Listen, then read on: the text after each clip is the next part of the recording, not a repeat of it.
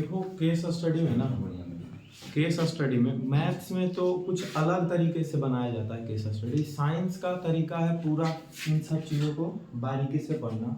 जो भी तुमको लग रहा है कि इसके बारे में हम कुछ लिख सकते हैं तो बगल में हल्का फुल्का लिखते जाएंगे। मैथ में केस स्टडी बनाने का तरीका होता है कि जहाँ कहीं नंबर्स रहता है उसके आसपास के चीज़ों को पढ़ो। जहाँ तुमको लग रहा है कि नहीं ये सब बस लैंग्वेज लिखा हुआ है तो लैंग्वेज को काटते जाओ, ठीक है। मैथ में उसका कोई फायदा नहीं है, लेकिन साइंस में लैंग्वेज का भी इंपॉर्टेंस होता है साइंस के केस स्टडी, ठीक है। केस स्टडी पहली बार देख रहे हो साइंस का या पहले कभी देखे हो? एक बार और देखे हो, ठीक है। तो केस स्टडी में होता यूँ है, यहाँ पर तो तुमको ऑप्शनल केस स्टडी देखने को मिलेगा। एग्जाम में तुम्हारा जो केस स्टडी आएगा वो एक ऐसा ही पैराग्राफ सा लिखा रहेगा, हो सकता है डायग्राम रहे या ना रहे, ठीक है। इसके इस पैराग्राफ के हिसाब से कुछ 4 क्वेश्चन पूछे जाएंगे, जैसे पहला, दूसरा, तीसरा का ए और तीसरा का बी। ये 1 मार्क्स का होगा, ये 1 मार्क्स का होगा। और तीसरा का ए और बी जिसमें रहेगा ये 2 और 2 मार्क्स का होगा। दोनों में से कोई भी एक बनाना होगा, ठीक है। ये सब बहुत ही छोटा छोटा 1 वर्ड या फिर 1 लाइन वाला आंसर होगा, हार्डली 2 लाइन वाला आंसर होगा। इसमें 3 से 4 लाइन तक हम लोग को पहुंचना होता है, ठीक है। तो क्वेश्चन को ध्यान से पढ़ेंगे, जहां से जो हम निकाल सकते हैं ऑब्जर्वेशन वो झट से अपने कॉपी में लिख लेंगे। अगर एग्जाम के टाइम पे बना रहे होते हैं, ठीक है, तो साइड में उन चीजों को लिखते हैं ताकि बाद में आंसर बनाते टाइम उसको सजा पाए, ठीक है। एक केस स्टडी के ऊपर मिनिमम 8 से 10 मिनट का टाइम लगेगा। अगर 3 केस स्टडी है तो कम से कम 20 मिनट, ज्यादा से ज्यादा 30 मिनट, उससे ज्यादा समय नहीं देना होता है, ठीक है। केस स्टडी तो बहुत बढ़िया केस स्टडी अगर आ गया, नहीं समझ में आया पहला बार में लैंग्वेज तो फिर अलग बात है, ठीक है। अब बनाएंगे यहाँ से खुद, जो नहीं बतेगा ये बनेगा वो हम बनाएंगे। चलो क्या होने बन रहा है?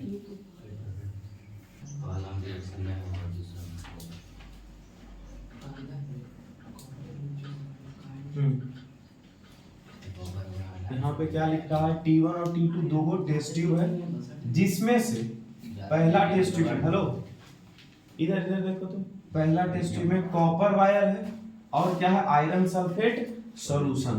तो यहाँ T1 copper plus iron sulphate मतलब क्या हो जाएगा जी? FeSO4। और T2 में क्या है? Iron nail plus copper sulphate. Iron nail मतलब Fe और कॉपर सल्फेट मतलब CuSO4। दोनों में से जो रिएक्शन होगा वो लिख दो पहले ही, ठीक है। रिएक्शन देखो तो यहाँ Cu है, क्या रिएक्टिविटी सीरीज में आयरन से ये कॉपर नीचे होता है?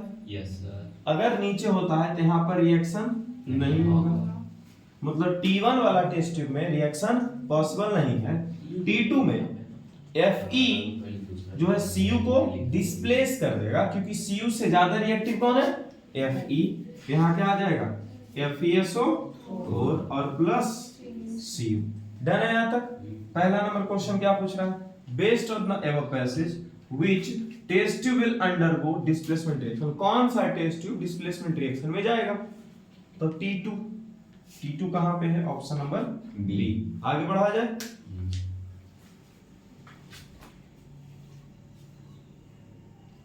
Identify the balanced chemical reaction takes place in T2। चलिए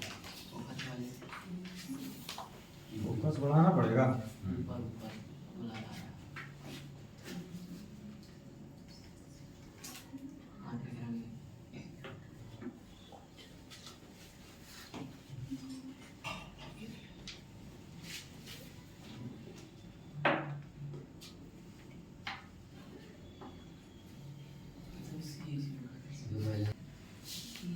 तुमको इसमें से तो सिर्फ यही एक रिएक्शन तुमको सही दिख रहा होगा और वो बैलेंस्ड ही है, तो वही ऑप्शन सही हो गया।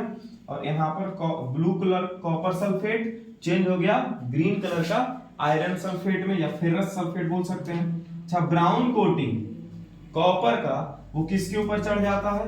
आयरन नेल के ऊपर। तो ये दोनों सही लिखा हुआ है, तो ऑप्शन देखो क्या लिखा हुआ? Both B and C. Option number D हो गया। Next question, question number 4। What will happen, चलिए अरे ये तो ऑप्शन वहाँ नीचे आंसर था।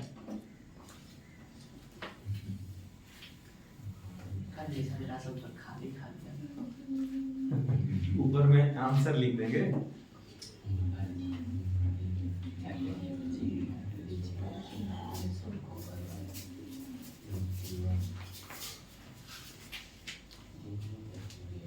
इसमें भी नॉन यही 5 क्वेश्चन में से कोई भी 4 क्वेश्चन बिना ऑप्शन के एग्जाम में दे दिया जाता है, समझे?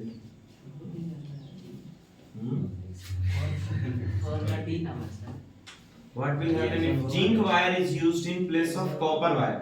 कॉपर वायर की जगह अगर जिंक रह जाता तो क्या रिएक्शन यहाँ पर हो पाता?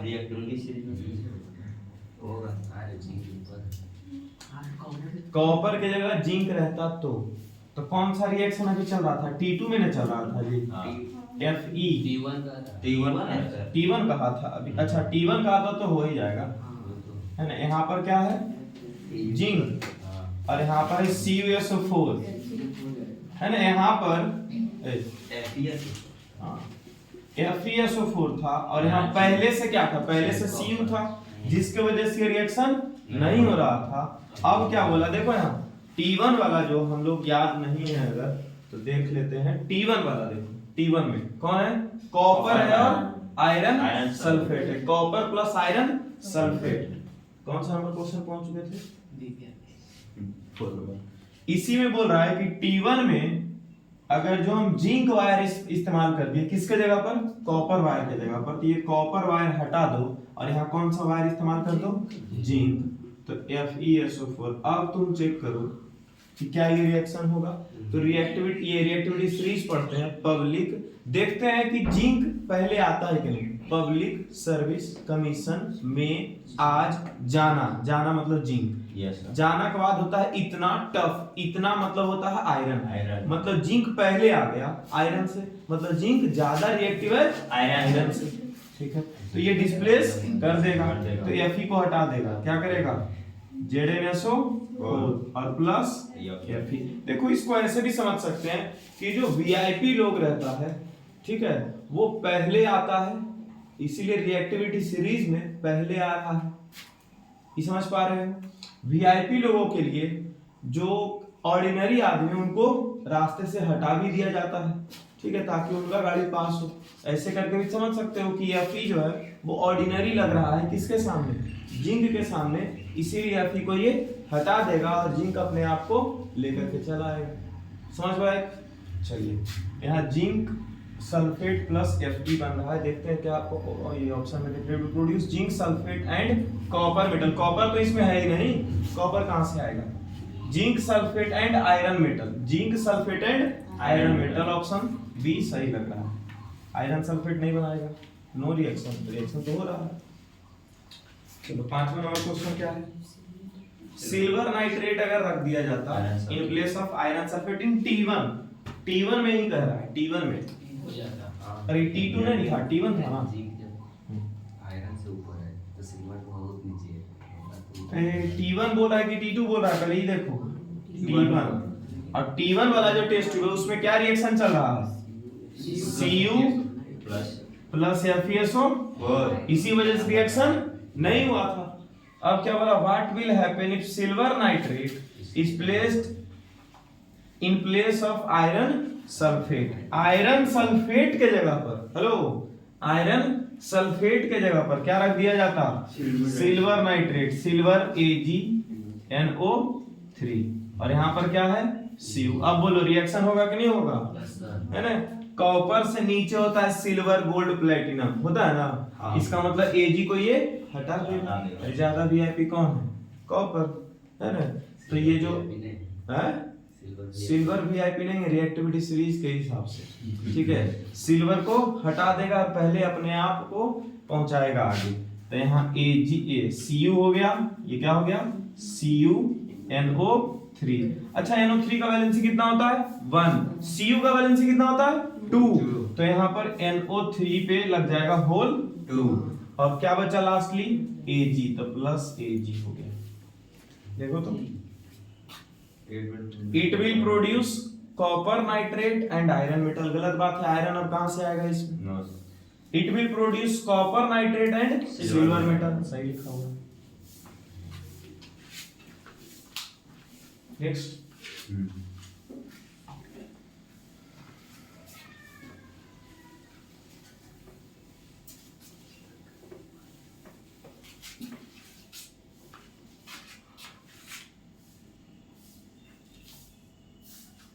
मार्वल होगा क्वेश्चन, ये तुम लोग से भी नहीं बनेगा, दो को नया फॉर्मूला इसमें पूछ देता है उसके वजह से।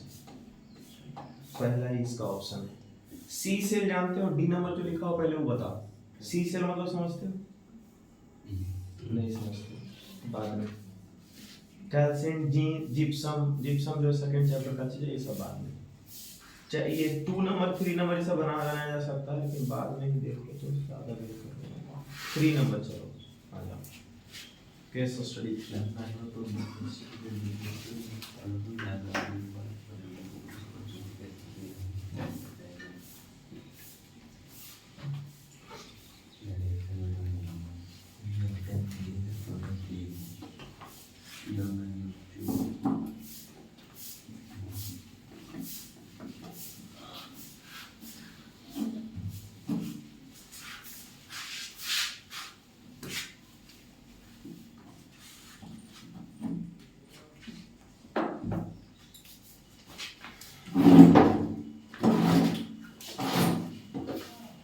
वीडियो चालू है इसका।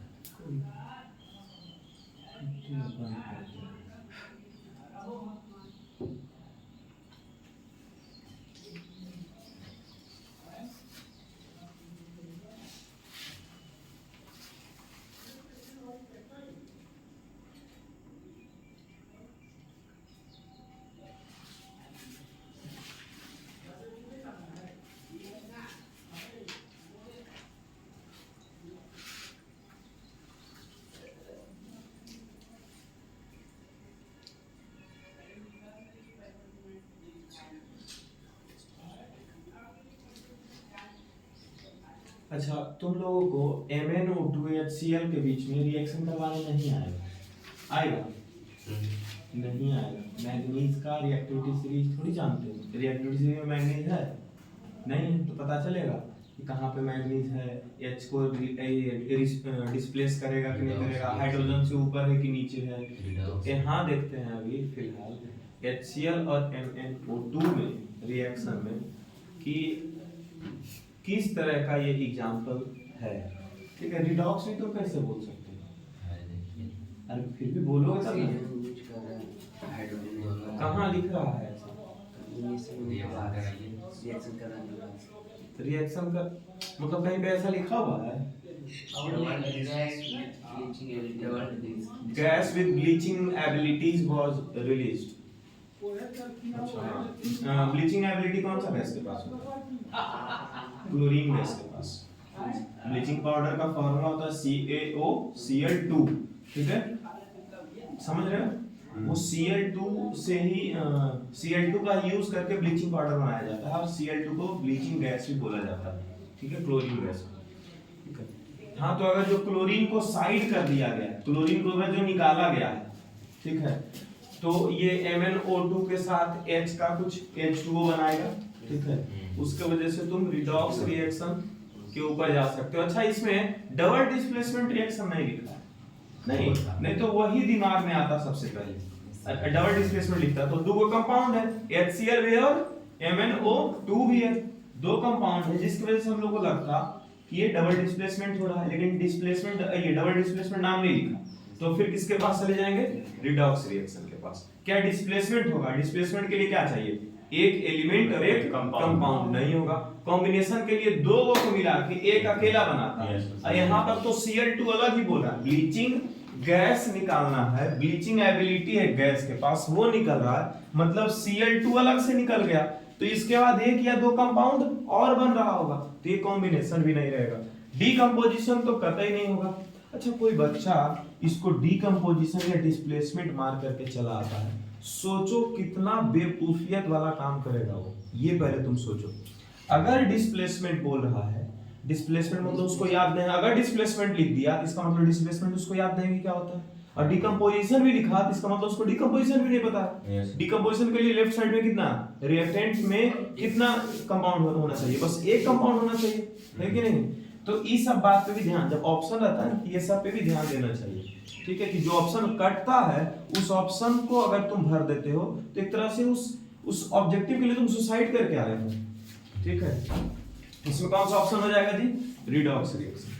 In which of the following chemical equation the abbreviations represented the correct states of reactants and product? कौन सा इसमें से देखना है कि स्टेट वगैरह सही लिखा हुआ है। ये देखो इसका रिएक्शन आ गया सर, ऊपर करिए, नीचे करिए, नीचे ऊपर लिखा दो क्या, देखिए स्टेट लिखा है, सीएल का इक्वल्स हैं और सर स्टेट क्या, स्टेट लिखा हुआ है तो किसका स्टेट लिखा हुआ है? फिगर में देखिए सर, हाँ तो देखिए हाँ, तो देख लो। साइड पर स्टेट रिएक्टेंट का सॉलिड है MnO2, HCl एक्वस, प्रोडक्ट में क्या है? ये लो।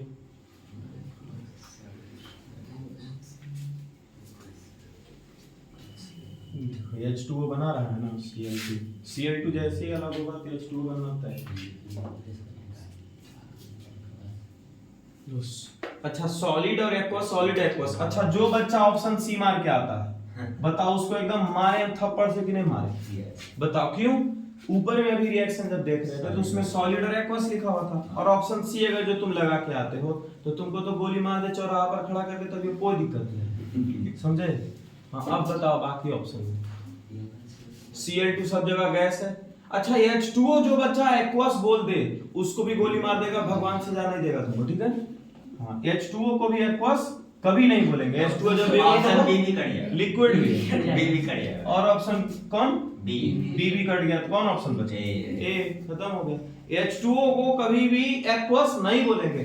H2O तो मदद करता है एक्वस बनाने में, ठीक है। H2O मतलब वाटर में जो भी चीजें सॉल्युबल हो जाती हैं उनको हम लोग एक्वस बोलते हैं अगर वो लिक्विड फॉर्म में है तो, ठीक है। कट गया सब ऑप्शन, समझे। और आगे पढ़ो, ये किसके वजह से ऑप्शन कटा जी, ये H2O एक्वस फॉर्म में था इसके वजह से।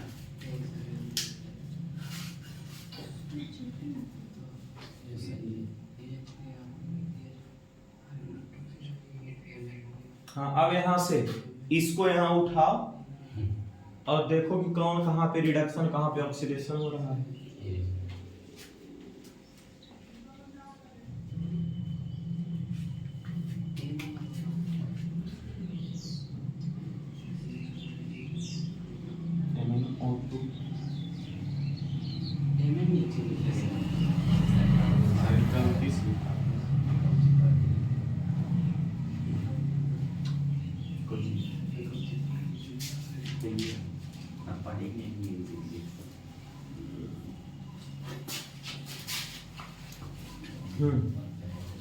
क्या यहाँ से ऑक्सीजन, इसमें हेलो ऑक्सीजन यहाँ पे था, Mn के साथ क्या था जी, ऑक्सीजन, और यहाँ पे ऑक्सीजन खत्म हो गया, मतलब पक्का रिडक्शन हो रहा है। ये क्या हो रहा है, रिडक्शन। तो रिड्यूसिंग एजेंट कौन हो जाएगा, HCl। HCl क्या हो गया अपना, रिड्यूसिंग एजेंट। अच्छा HCl में देखो तो यहाँ H है, और इधर अगर जो देखो तो क्या है, H के पास O आ गया, मतलब ये कैसा हो गया जी, ऑक्सीडेशन। ई समझ पा रहे हो आर्यन, यहाँ हाइड्रोजन था और इधर चला गया तो क्या हो गया, ऑक्सीजन भी आ गया इसके पास, है कि नहीं, तो यहाँ ऑक्सीडेशन हो गया। तो ऑक्सीडाइजिंग एजेंट कौन सा हो जाएगा, MnO2 ऑक्सीडाइजिंग एजेंट। तो सब्सटेंस ऑक्सीडाइज, सब्सटेंस रिड्यूस पूछ रहा होगा, और क्या पूछ रहा है, MnO2 is getting reduced। अच्छा ये पूछ रहा है कि कौन रिड्यूस हो रहा है और कौन ऑक्सीडाइज हो रहा है। अच्छा यहाँ ऑक्सीडेशन किसका हो रहा है, HCl का, मतलब HCl ऑक्सीडाइज हो रहा है, यस ठीक है। और MnO2 का रिडक्शन हो रहा है, तो MnO2 रिड्यूस हो रहा है, समझ पा रहे हो, यस ठीक है। यहाँ MnO2 is getting reduced, MnO2 का रिडक्शन हुआ मतलब MnO2 रिड्यूस हो रहा है, सही बात लिखा हुआ है। Whereas HCl is getting oxidized, HCl का ऑक्सीडेशन हुआ तो इसको लिख सकते हैं HCl is getting oxidized। तो ऑप्शन नंबर ए सही हो गया। ठीक है, और कुछ लिखा हुआ है, बोथ गेटिंग बोथ ऑक्सीडाइज, दोनों ऑक्सीडेशन और दोनों का रिडक्शन एक साथ नहीं हो सकता, गलत लिखा हुआ, ये उल्टा लिखा हुआ है, ये गलत। यहाँ देखो पूछ रहा है रिड्यूसिंग एजेंट कौन सा में, क्वेश्चन नंबर 4 में हमारा रिड्यूसिंग एजेंट कौन सा है, HCl। देख लेते हैं कौन सा ऑप्शन, लीजिए पहले ऑप्शन में हट गया। अच्छा बी ऑप्शन में HCl लिखा हुआ है। ठीक है, सर हाँ रिएक्टेंट साइड में ग्रुप है यहाँ पर कंपाउंड, हाँ। और तीसरा कैसे पता करेंगे कौन कौन एजेंट है?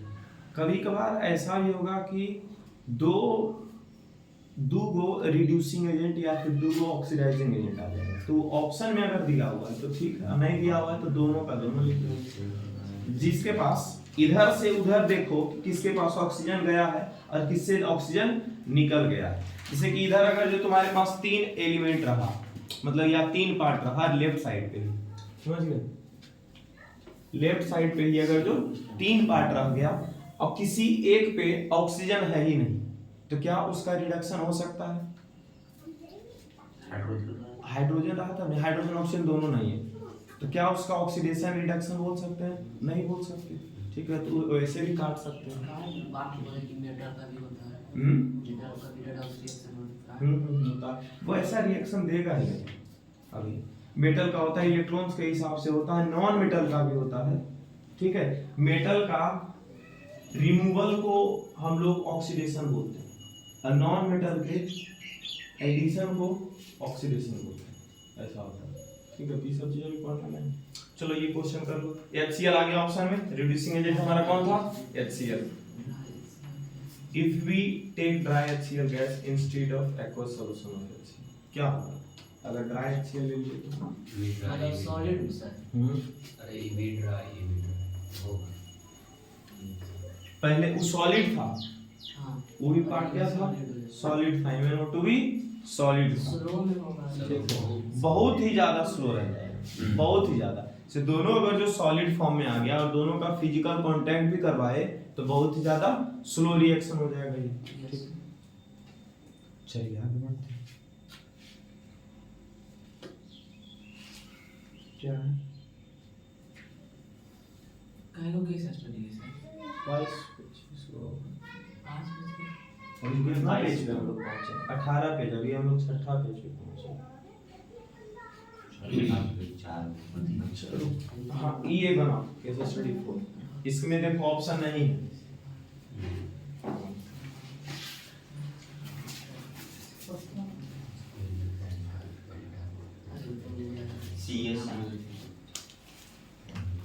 अच्छा, व्हाइट कलर का पाउडर और वाटर मिला दिया, ये सब तो बताया हुआ है।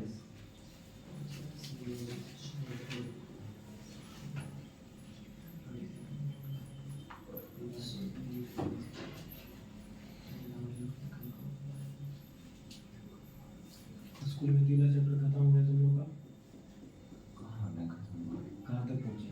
redox reaction तो अभी एक लेक्चर बचा, आपके दिमाग में बचा टाइम से लेक्चर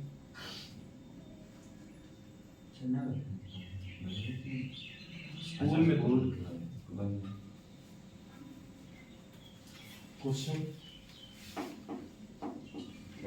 क्वेश्चन करवाएं। क्वेश्चन हम लोग कराते हैं, क्वेश्चन नहीं कराते हैं। एग्जाम में क्वेश्चन बढ़िया हल्का बनाते हैं, एग्जाम में क्वेश्चन बढ़िया बनाते हैं।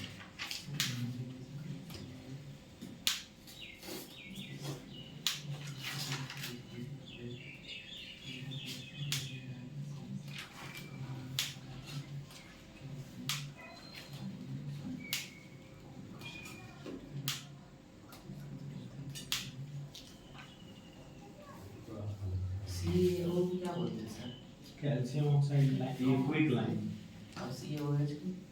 स्लेट लाइन है, लाइन वाटर। अच्छा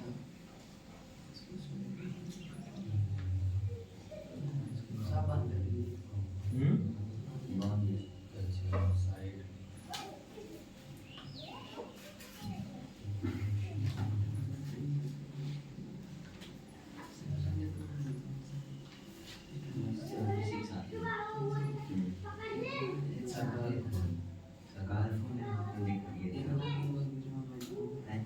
क्लोराइड आयन बैलेंस कितना होता है सर? एक chloride ion balance atomic number atomic number नहीं तो इलेक्ट्रॉन पूछ हाँ इलेक्ट्रॉन क्लोराइड आयन का ऑब्जेक्टिव में 18 NO2 का वैलेंस सर NO2 का वैलेंस 3 NO2 हाँ 3 होगा स्टडी यूनिट NO2 का 3 NO3 का 1 NO3 का हुआ कौन सा सेल में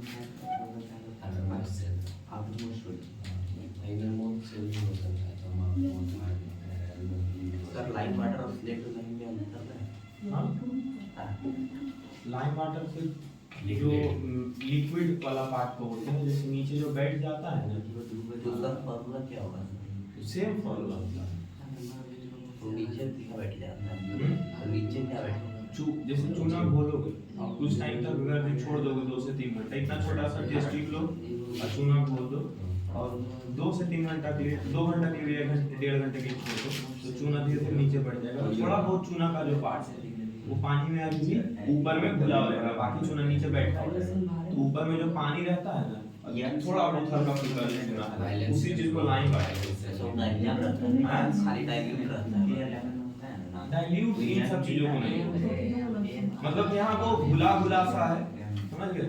चूना का मतलब कि छोटा छोटा एकदम, मानो कि पानी लो 1 गिलास में, समझे? थोड़ा बहुत चॉक पाउडर जो है उसमें दे दो, समझे? तो वो lime water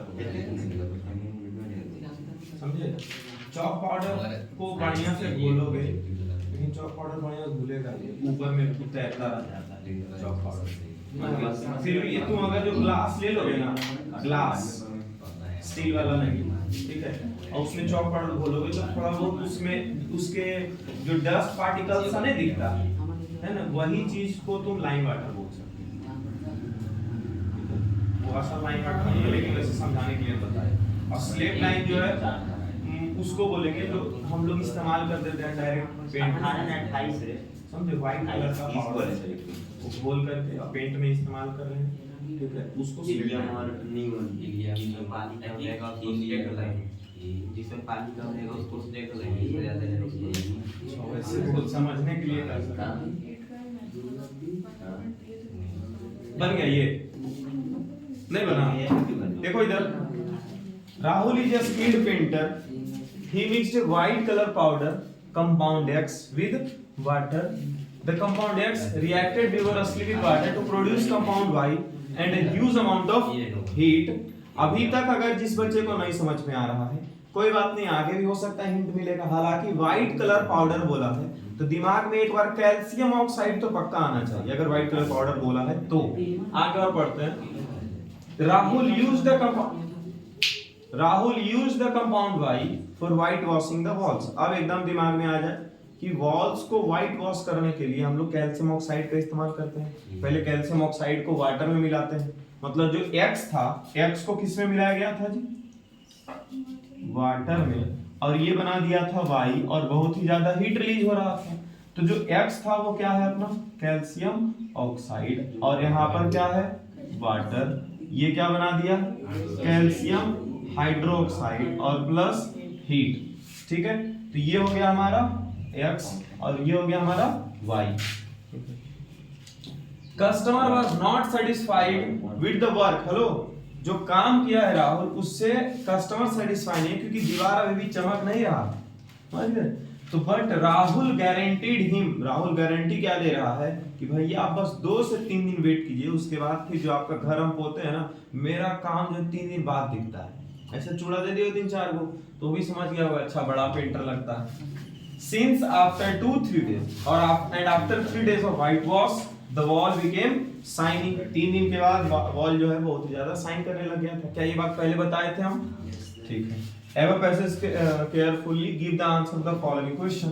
Name the compound X mixed with water. तो क्या लिखेंगे? क्विक लाइन और ब्रैकेट में लिखेंगे CaO। ऐसा एक क्वेश्चन हम लोग और भी किए हैं कि नहीं किए हैं? Name the compound Y that Rahul got after mixing X with water. तो कौन सा कंपाउंड? इसी को क्या बोलेंगे? Slaked lime और ब्रैकेट में लिख देंगे CaOH का होल 2, या फिर कैल्शियम हाइड्रोक्साइड लिख देंगे और ब्रैकेट में लिख देंगे CaOH का होल 2, दोनों चीज लिखेंगे, ठीक है। What type of reaction has occurred here? किस तरह का रिएक्शन हुआ है जी? तो दो को मिला के एक बनाया गया है, इसको क्या बोलते हैं? Combination reaction. कॉम्बिनेशन रिएक्शन, और इसी चीज को क्या बताए थे, एक चीज और लिख सकते हैं, एक्सोथर्मिक रिएक्शन। अच्छा, इसको जस्टिफाई करने के लिए कल जो क्वेश्चन कर रहे थे उसमें लिख रहा था जस्टिफाई और आंसर, तो हम बोले थे जहां कहीं भी जस्टिफाई और आंसर लिखता है वहां पर हम लोग जो तुम आंसर लिखे हो उसी को डिफाइन करना होता है। जैसे कि अगर जो बोल देता है जस्टिफाई करो कि ये कॉम्बिनेशन रिएक्शन है, तो कॉम्बिनेशन रिएक्शन का डिफाइन लिख दो। जस्टिफाई करो कि एक्सोथर्मिक रिएक्शन है, तो एक्सोथर्मिक रिएक्शन को ही डिफाइन कर दो कि क्या होता है। Write the chemical reaction responsible. अच्छा, केमिकल रिएक्शन लिखना है responsible for shiny finish off the wall. Shiny finish 2-3 दिन बाद आता है, मतलब कि रिएक्शन हुआ होगा तब ना कुछ चेंज और हुआ होगा। अच्छा, अभी पेंट हुआ, वो ज्यादा नहीं चमक रहा, 3 दिन बाद ज्यादा चमकने लगे, मतलब कलर का चेंज थोड़ा बहुत हो रहा है। और कलर का चेंज मतलब रिएक्शन हुआ है, और रिएक्शन हुआ है तो उसका इक्वेशन लिखो भाई। तो यहाँ पर CaOH का जो होल 2 है, हेलो, CaOH का जो होल 2 है, ये एटमॉस्फेयर का कार्बन डाइऑक्साइड के साथ रिएक्ट कर जाता है। ये एटमॉस्फेयर का कार्बन डाइऑक्साइड के साथ रिएक्ट कर जाता है, और ये क्या बना देता है? CaCO3, कैल्शियम कार्बोनेट, और प्लस वाटर जो वो इवापोरेट कर जाता है, ठीक है। वाटर गैस फॉर्म में आ रहा है, लिक्विड यहाँ नहीं लिखेंगे कि सर तो बोले थे लिक्विड ही होता है, यहाँ वाटर किस फॉर्म में होगा जी? गैस फॉर्म में होगा, और ये इवापोरेट कर जाएगा, ठीक है। Write the common name of X and Y. तो एक्स का जो कॉमन नेम है इसको क्या बोलते हैं हम लोग? क्विकलाइन का कॉमन नेम, और वाई का कॉमन नेम क्या हो जाएगा? Slaked lime. ये सब याद रखना है, 2 बार 3 बार 4 बार बता चुके हैं, ठीक है, याद एकदम रखते रहना है। चलिए आगे बढ़ते हैं, आगे बढ़ा जाए। स्वाति ठीक है, तुम लगता है याद कर रही है, आज तो हिंदी है जी, तो इंग्लिश याद कर रही है। चलिए आ गया केस स्टडी 5, कल ही वाला एग्जैक्टली है, आगे बढ़ा दिया जाए। ठीक है, तुम पढ़ा था कल इसको, देख रहा है इसमें बबल्स फिर से ज्यादा है। हेलो, इसमें बबल्स ज्यादा है, बबल ज्यादा मतलब हाइड्रोजन गैस इसी में कलेक्ट हुआ है, इसमें बबल्स कम है, इसका मतलब ये कौन सा गैस है? ऑक्सीजन गैस है। बाकी तो हम लोग सब कुछ बता सकते हैं इसमें, ठीक है। उल्टा बोल दिया है क्या? हम अभी एनोड कैथोड कहाँ कुछ बोले? लिखल कहाँ लिखा? नीचे नहीं लिख रहा है। अच्छा, ये लिखा हुआ दीपक के पास तो क्या है? हाँ जी, इसको मंगा दे। मैंने कहा क्या मंगा दे? गुड़वा कैसे कोई काम Popular method for different application in the industry, the electrolysis of water will be carried out to yield pure hydrogen and oxygen gas. It involves passing an electric current through the water mixed with sulfuric acid is added to the water, so the conductance of water increases, which makes the reaction faster. इसके बाद फिर anode है। Anode मतलब होता है positive electron.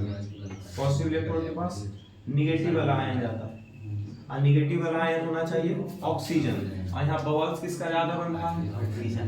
Oxygen का ही bubbles ज्यादा बन रहा है। गलत लिखा हुआ है इधर, गलत है। चलिए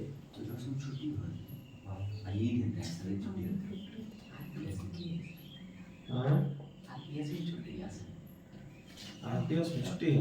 हाँ चलिए,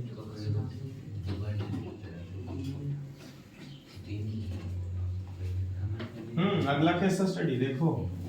अब केस स्टडी छोड़ दी सर, 5 बना दी, समझ में से समझ भी गया सब, तो असम डिजाइन 5-7 बनवा दें। हां ठीक है, वो भी तो बनाए कहाँ बनाया? असम डिजाइन तो 5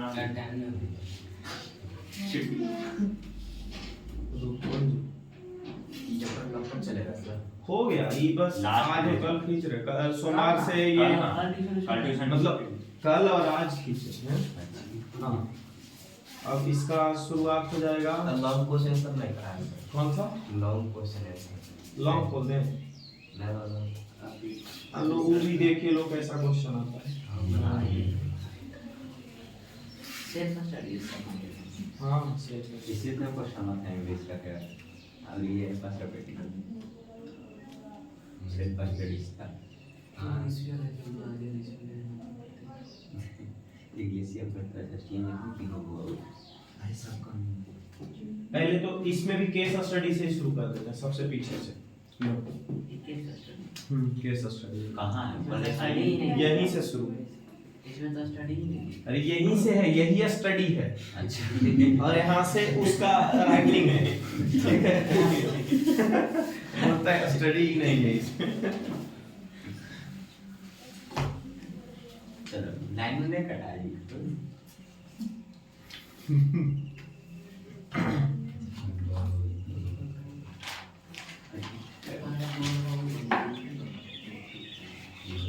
अब हम इसको खरीद के पछता रहे हैं।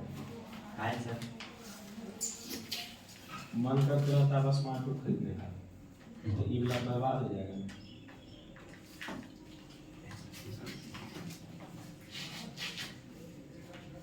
तन काटेगा बनाओ।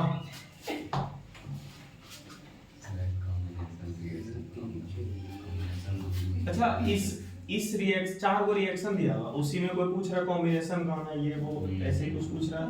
तो पहले क्वेश्चन है पढ़ लो कि कैसा कैसा क्वेश्चन। पहला होगा सर एक दो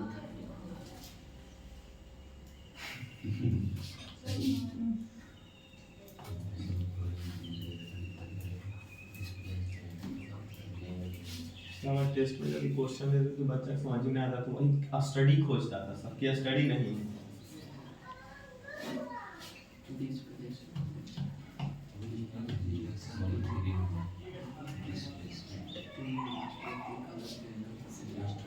हाँ तो इस पे आ जाएगा ब्राउन कोटिंग सीओए सपोर्ट कर सही सर वही होगा। अच्छा बना जी सबसे। तीसरा दोनों में से कोई को बनाते हैं सर। नहीं अभी तो दोनों बना रहे, अभी दोनों बना। अभी से आदत बनाएंगे सर। नहीं सर वो जब टेस्ट लेंगे तो उसमें आदत दिखाइएगा, उसमें भी हम और वाला क्वेश्चन नहीं देते, पूरा बनाना। एग्जाम में तीसरा का ये जो है पहला में दे दो, अब तीसरा भी दूसरा में देते तो दोनों बनाना पड़ जाएगा। एगो तुमको अगर नहीं आता होगा तब तो एगो छूट जाएगा उससे। एक नहीं प्रैक्टिकल का प्रैक्टिकल के लिए तैयार होना है तो ऐसे ही होगा। और 80 तैयार होके जाओगे तब वहां पर जाके 75 और 74 नंबर आएगा, समझा। तो कहाँ फेफड़ा बाहर होता है तुम लोग का।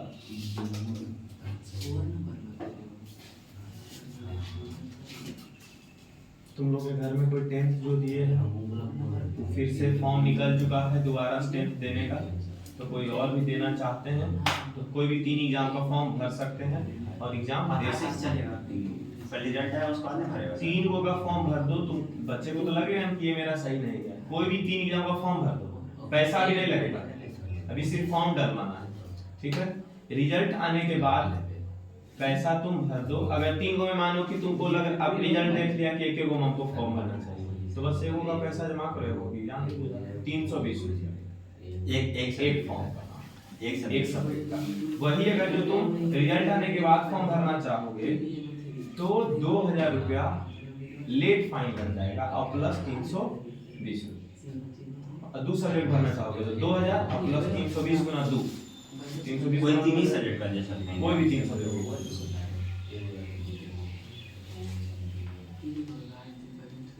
ये बात है बच्चा इतना 1.5 महीना 2 महीना मेहनत कर रहा है, अगर नहीं आता है रिजल्ट सही या एग्जाम सही नहीं जाता है तो उसका मोरल डाउन हो चुका होता है।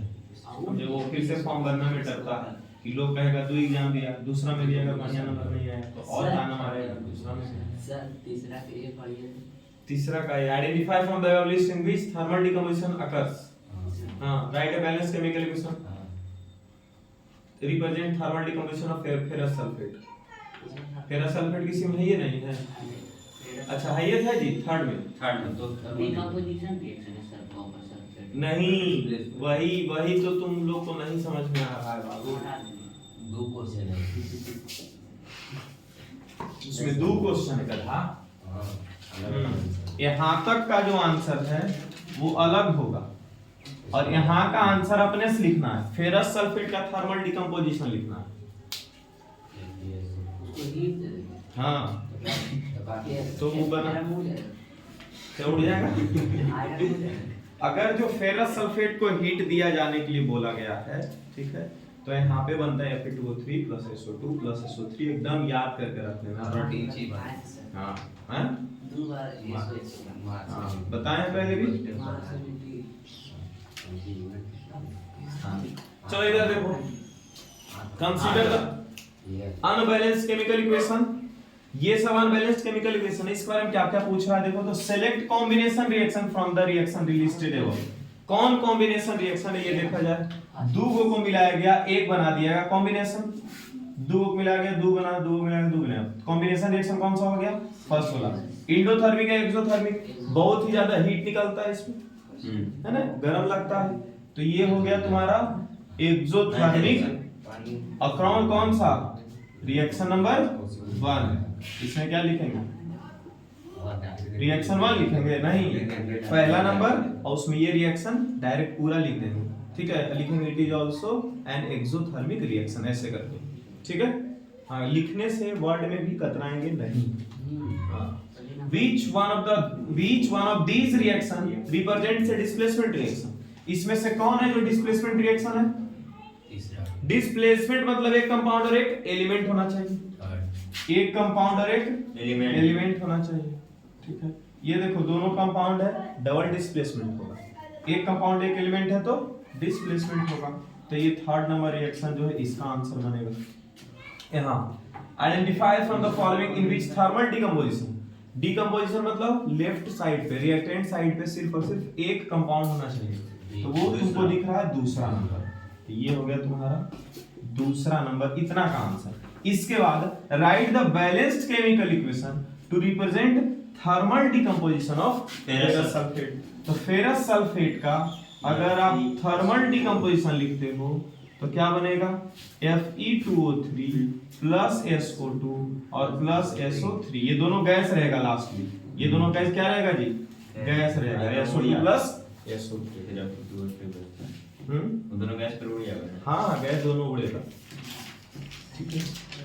एकदम इसको रट के रखना है कि नहीं रखना? Yes sir.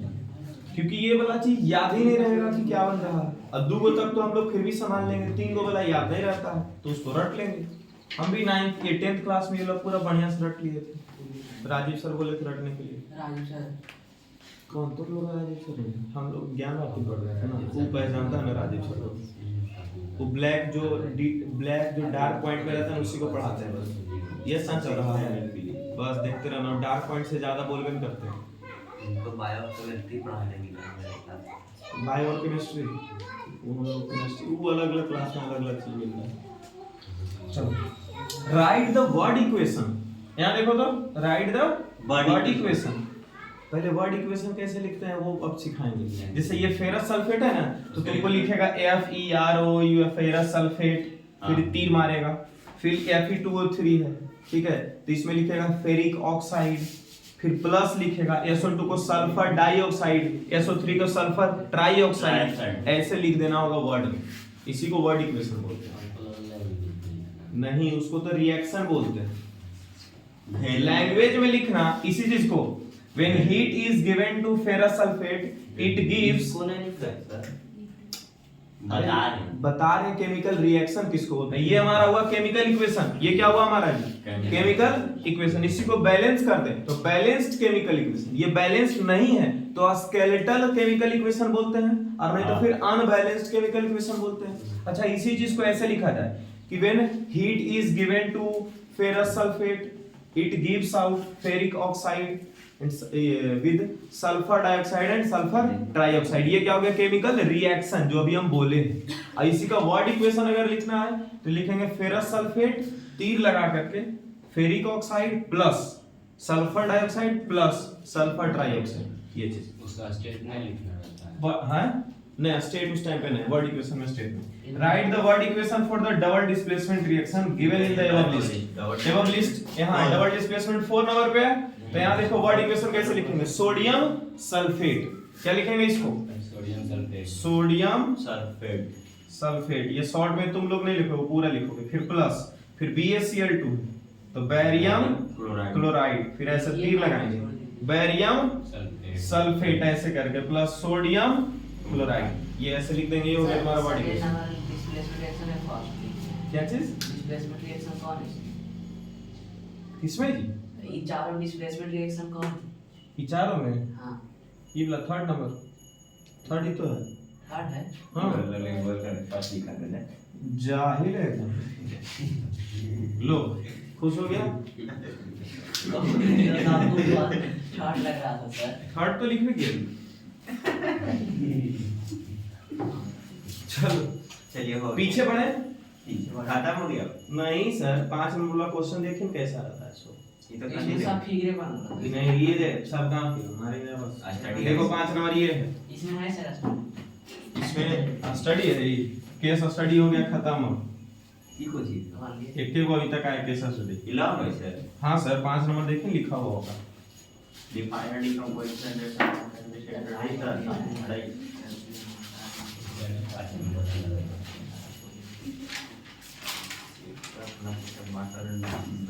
ये बात तो सेकंड कार्य का डेट कर रहा है sir. The type of reaction in which, पहला नंबर कैल्शियम ऑक्साइड इज फॉर्म, दूसरा नंबर calcium hydroxide is form. Calcium oxide इसमें बन रहा है, ठीक है, वो किस तरह का रिएक्शन है, तो कैल्शियम ऑक्साइड जो बनता है वो कैसे बनता है, Ca+O2 gives कैल्शियम ऑक्साइड। फिर कैल्शियम हाइड्रोक्साइड कैसे बनता है, तो CaO plus H2 gives CaOH का whole 2 is formed are opposite reactions to each other. Justify this statement with the help of chemical equation. Sir opposite reaction कैसे है,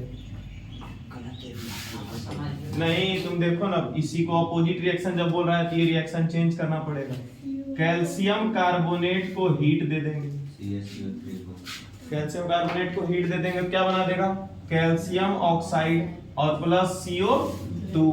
अब बोलो दोनों अपोजिट रिएक्शन है कि नहीं, अपोजिट रिएक्शन जैसे ही बोला दिमाग में कॉम्बिनेशन और डीकंपोजिशन जाना चाहिए। जी सर, दिमाग में कॉम्बिनेशन और डीकंपोजिशन जाना चाहिए। देखो तो CaO और H2O को मिलाया तो COH का उल्टा कॉम्बिनेशन हो गया, और इसका क्या हो गया, डीकंपोजिशन। और जस्टिफाई करना मतलब कॉम्बिनेशन और डीकंपोजिशन दोनों को डिफाइन करना होगा कि नहीं होगा, इसके बारे में सोचो तो। डिफाइन डीकंपोजिशन रिएक्शन, एकदम बढ़िया से डिफाइन करना कि डीकंपोजिशन रिएक्शन एक रिएक्टेंट को स्प्लिट करवा के 2 या 2 से अधिक प्रोडक्ट में बनाया जाता है in presence of energy like, ये तीनों एनर्जी का नाम लिखेंगे। एनर्जी का नाम अगर नहीं लिखते हो 0.5 काट लेंगे। एनर्जी का नाम अगर नहीं लिखते हो तो मार्क्स कटेगा, एनर्जी लिख देना, ठीक है। इसके बाद फिर how can we say that electrolysis of water, पहला नंबर में क्या है, इलेक्ट्रोलाइसिस ऑफ वाटर, मतलब H2O का इलेक्ट्रोलाइसिस करवाना। Blackening of silver bromide, silver bromide AgBr when exposed to sunlight are decomposition reaction, है ना। हम पढ़ाए 2 एग्जांपल है, AgCl और AgBr, है ना। अरे हाँ वही चीज है, AgBr, हाँ। उसका ब्लैकनिंग जब सनलाइट में हम लोग रख देंगे तो क्या हो जाएगा, तो जो Br जो है वो उड़ जाता है और फिर बचता क्या है, सिर्फ Ag। Mention the type of energy involve in this in each case, तो दोनों केस में एनर्जी, तो इलेक्ट्रोलाइसिस ऑफ वाटर में कौन सा एनर्जी, इलेक्ट्रिसिटी, और ब्लैकनिंग ऑफ सिल्वर ब्रोमाइड में कौन सा एनर्जी, लाइट, ठीक है। अच्छा ये 3 मार्क्स का अगर जो रहेगा, 3 मार्क्स का अगर जो रहेगा तो डिफाइन वगैरह नहीं लिखेंगे कि इलेक्ट्रिसिटी के प्रेजेंस में अगर जो डिकम्पोजिशन हो रहा है तो 2 नंबर में क्वेश्चन आएगा, 3 नंबर में तो 5 नंबर, ठीक है। तो उसमें बस बताते जाएंगे कि जैसा क्वेश्चन बोला हम 3 नंबर में वैसा बस बात कर लेंगे। 5 नंबर का एक क्वेश्चन रह गया, तो डिफाइन करना पड़ जाएगा तुमको कि इलेक्ट्रिसिटी के प्रेजेंस में जो डिकम्पोजिशन होता है उसको कौन सा डिकम्पोजिशन बोलते हैं, ठीक है। और लाइट के प्रेजेंस में अगर डिकम्पोजिशन होता है तो कौन सा डिकम्पोजिशन उसको बोलते हैं, इसको डिफाइन करना पड़ जाएगा। समझ में आ रहा है? ठीक है, देखो ऊपर का क्वेश्चन है 3 मार्क्स। हाँ चलो तो एक्सपेरिमेंट पढ़ो। 1880 का कुछ होगा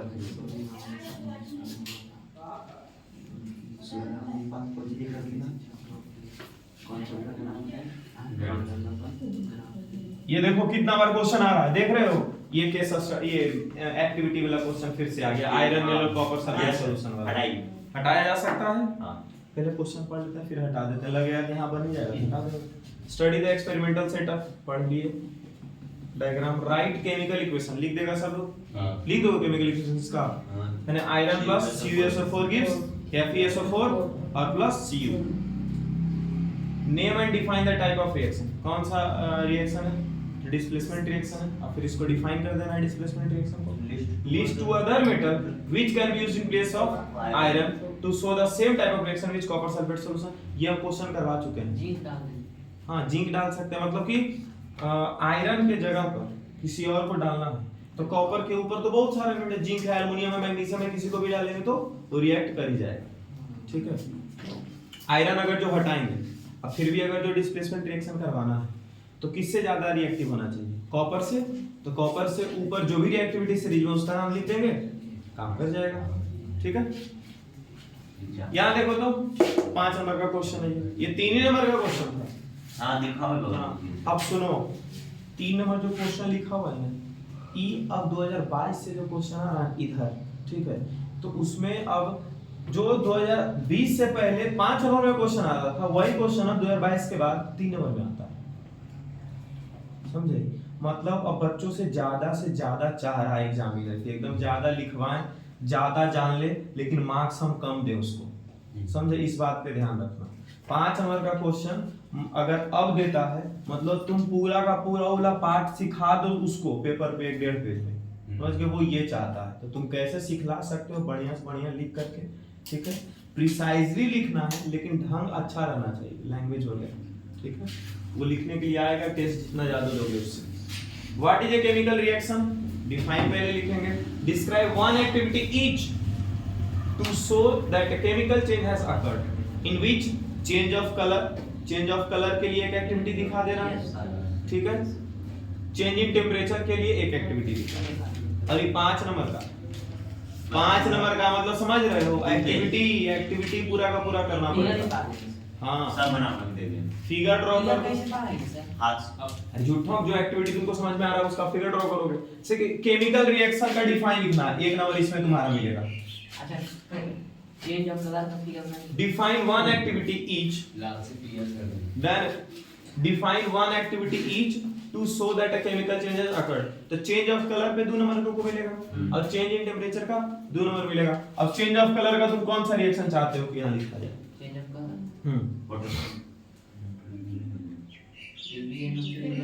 PbNO3 वाला डाल सकते हैं, हाँ। ठीक है। अरे PbNO3 वाला अगर जो नहीं भी बड़ा डाला, हो गया, ठीक है, तो उससे बढ़िया डिकम्पोजिशन वाला कितना बढ़िया कलर चेंज पड़ा है सनलाइट के प्रेजेंस में, है ना। AgCl से Ag प्लस Cl2, है ना। तो वहां पर भी ये तो बात बता सकते हैं।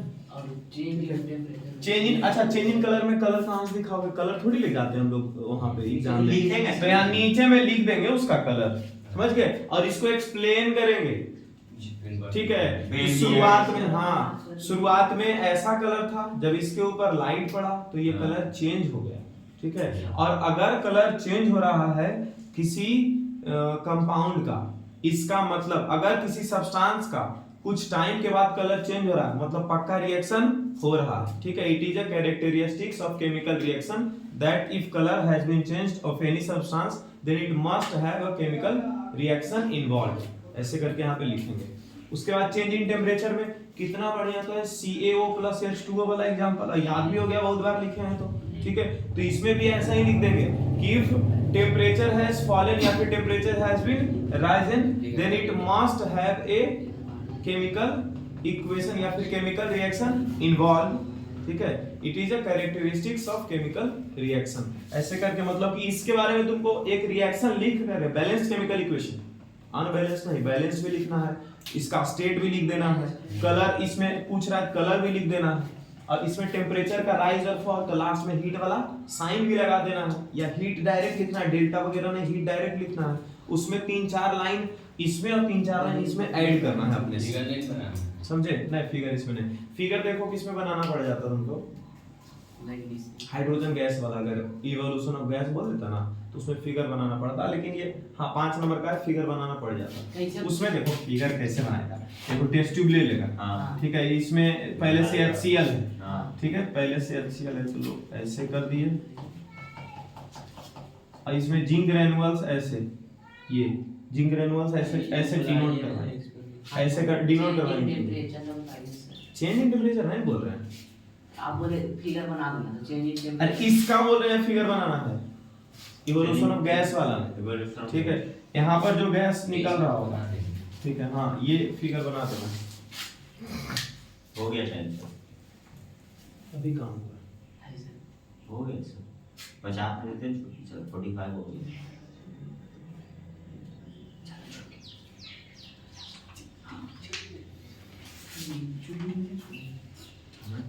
इस देखो एक बात ध्यान दे, इस चैप्टर से ज्यादा क्वेश्चन जो है ना वो 2 नंबर और 3 नंबर में पूछा जाता है, ये बात देख रहे हो, 5 नंबर का क्वेश्चन है वो ये को को पूछा गया, हिंदू को समझे? तो ये सब भी ध्यान देना है। क्या ये PYQ आपको मिला हुआ है? हाँ मिला हुआ तो PYQ हर चैप्टर का अभी से बनाते जाओ, क्योंकि जब लास्ट में रिवाइज करने वाले होंगे ना तो तुमको बस वो क्वेश्चन पूछना है हमसे जो क्वेश्चन में तुमको डाउट है, और उस टाइम तक हो सकता है कि PYQ और भी आ जाएगा, मतलब कि इस साल का 2026 का जो भी आया है तो इसमें भी बहुत सारा सेट था, ठीक है, इन सब का भी क्वेश्चन अच्छा खासा हो जाएगा, तो रिवाइज करने के लिए हम लोग PYQ भी उठाएंगे फिर से, ठीक है, लेकिन नया वाला अभी 2023-24-25 का PYQ सब डन करके रखो। फिर से आज बोलते हैं साइंस के लिए एनसीईआरटी में इन टेक्स्ट क्वेश्चन, एनसीईआरटी का क्वेश्चन एक्सरसाइज में जो रहता है एग्जाम्पलर PYQ इतना कर लो सफिशिएंट, एग्जाम्पलर तो मस्ट है, ठीक है, क्या मैथ नहीं ना, मैथ का एग्जाम्पलर नहीं, मैथ का तुम सर्कल क्वाड्रेटिक हाँ परसों क्वाड्रेटिक शुरू हो रहा है, ठीक है, मैथ का एग्जाम्पलर का जरूरत नहीं है,